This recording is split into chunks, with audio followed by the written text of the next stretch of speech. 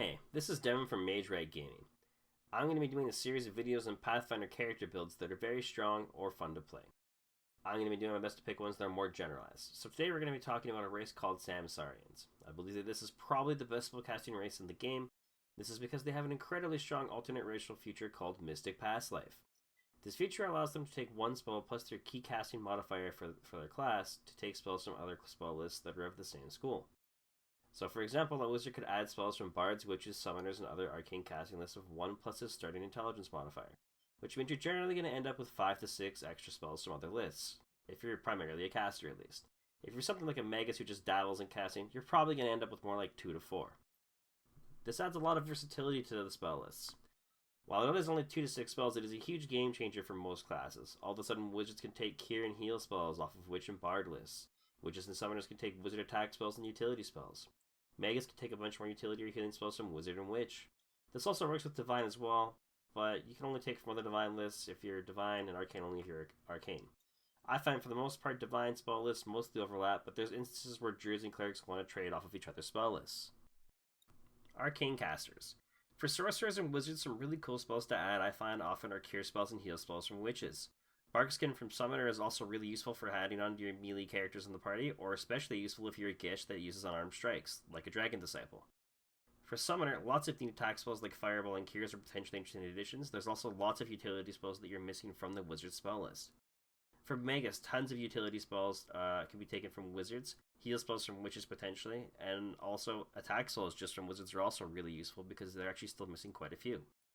For witches, attack spells could be useful to have on your list, because sometimes you just need to do a little bit of extra damage to take down some big baddie, you know? And some utility spells are missing from their list as well. Actually, quite a few, actually, from wizard.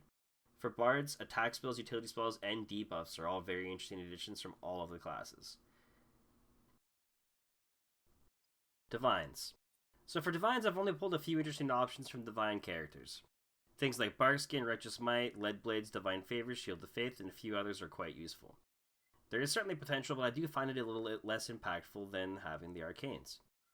But Barkskin and Leadblades on Clerics and Warpriests and Inquisitors and Oracles and etc. is pretty useful. Druids and Hunters getting Righteous Might, Shield of Faith, Divine Favor, Blessing of Ferber as some examples are also incredibly useful. Paladins and Rangers also get tons of cool applications they can potentially take. They can all of a sudden take things off of the Druid and Cleric lists for their 1 to 4 spells, and also trade spells from each other.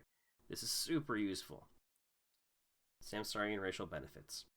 Samsarians also have +2 to intelligence, wisdom, which makes them really awesome for wisdom and intelligence-based casters. But a -2 to con does suck quite a bit, especially if you are a melee-based character who only dabbles in casting.